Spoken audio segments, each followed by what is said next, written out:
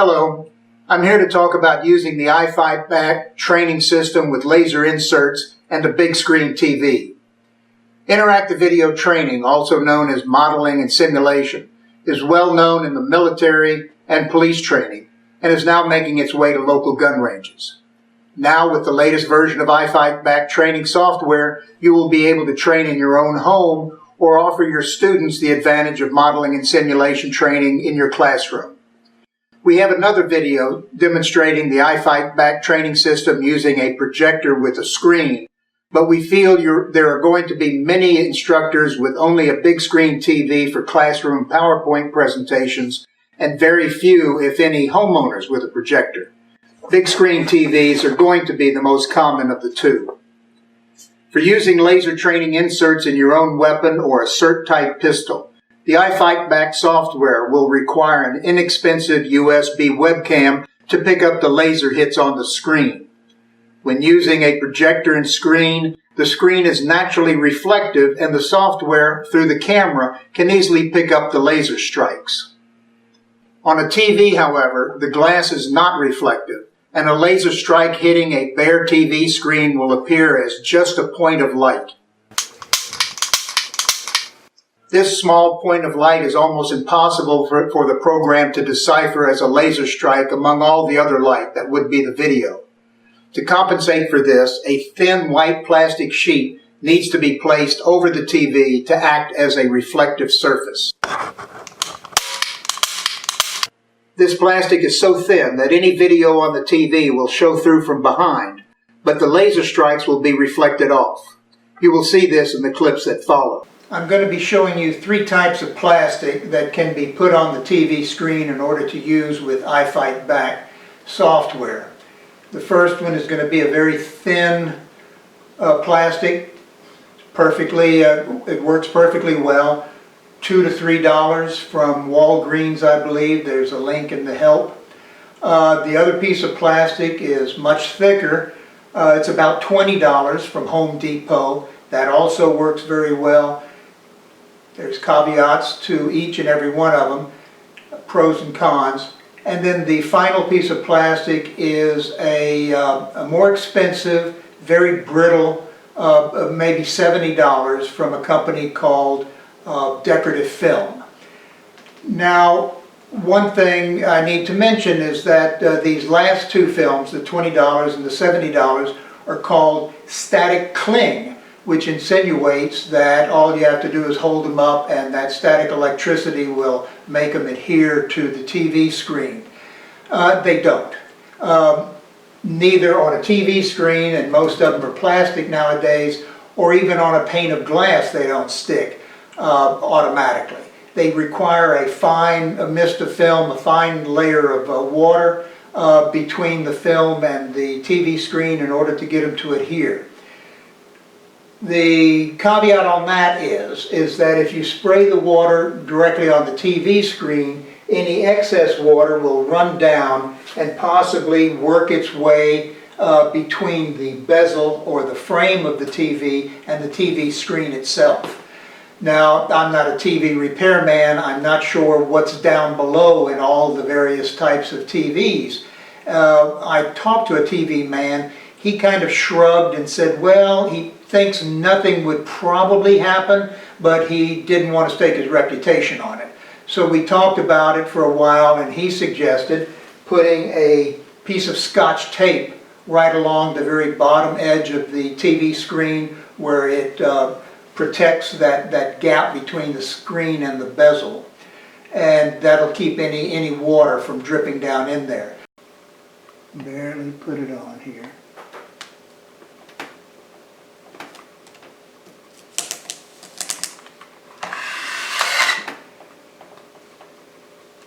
So the other idea is not to spray the water on the TV screen itself, but to spray the water on the plastic, and then when you hold it up, any excess water will drip on the floor, and then you can go and put it onto the TV screen, minimizing any possible runoff.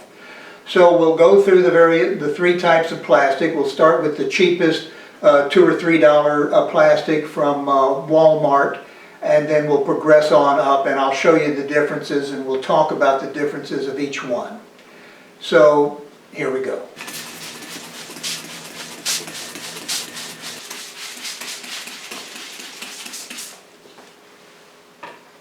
Here we have the thinner plastic that we'll start with first, and you can see how thin it is. It's just waves in the wind. It's like tissue paper, it's so thin. But it is $2 or $3 and it does its job well. The caveats are that it's hard to handle, it rips easy, things like that. But we'll go ahead now. Excess water has drained off. We'll put it onto the screen.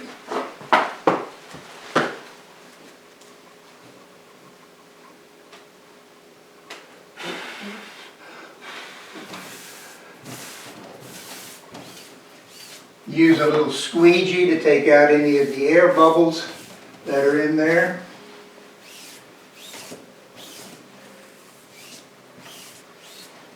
Doesn't have to be perfect, but the more bubbles you take out, the better. Unfortunately, you can see here, there's a piece of Scotch tape that got on there. This is a piece that I've used before, and I'm just using it again for demonstration purposes. Okay, we'll call it quits with that, and we'll take a look and see what this looks like with the TV on. Okay, here we have the dueling tree coming through the cheap $2 plastic. You can see that you can see what's behind there. You can shoot, and I'm just demonstrating here. So even with that piece of Scotch tape that's messing up the plastic, everything seems to work fine. So we'll move on to some of the other plastics.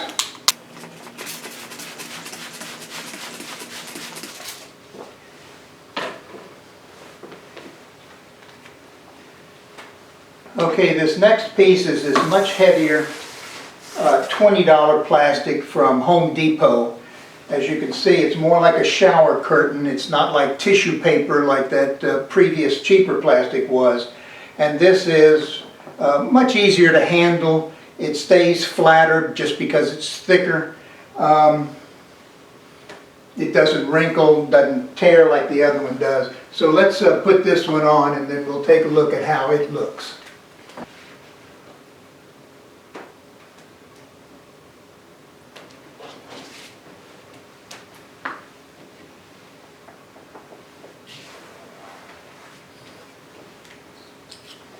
And again with the squeegee to get some of the air bubbles out.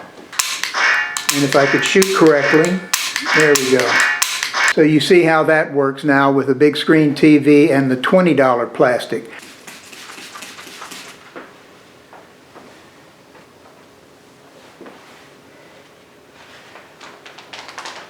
Okay, so this time we have the much more expensive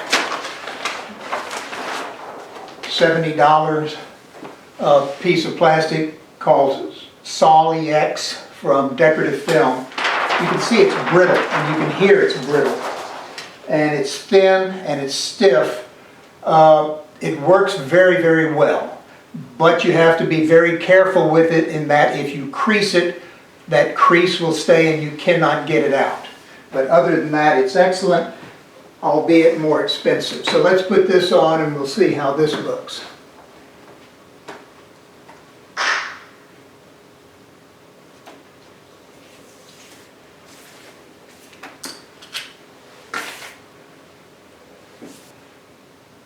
Okay, now we have the dueling tree starting up with the more expensive decorative film, Sol-EX film.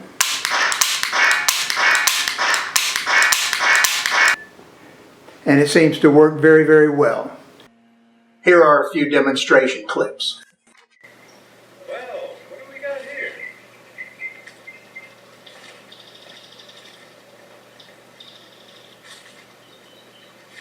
Don't do anything stupid. You won't get hurt. Oh my God. Oh my God.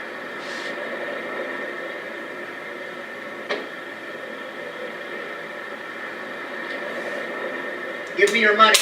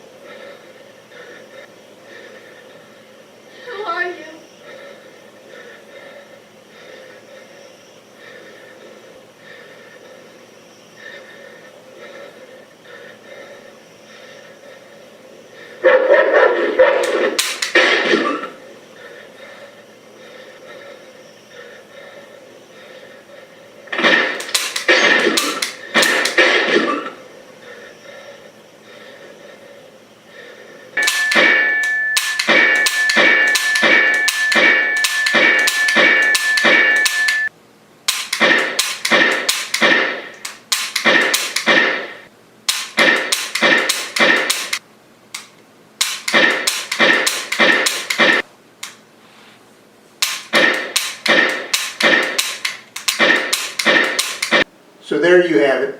3 different types of plastic, 3 different price ranges. As you saw, the $3 plastic from Walmart, it works. It's not very sightly, not very professional looking, but it does work, and it's only $3.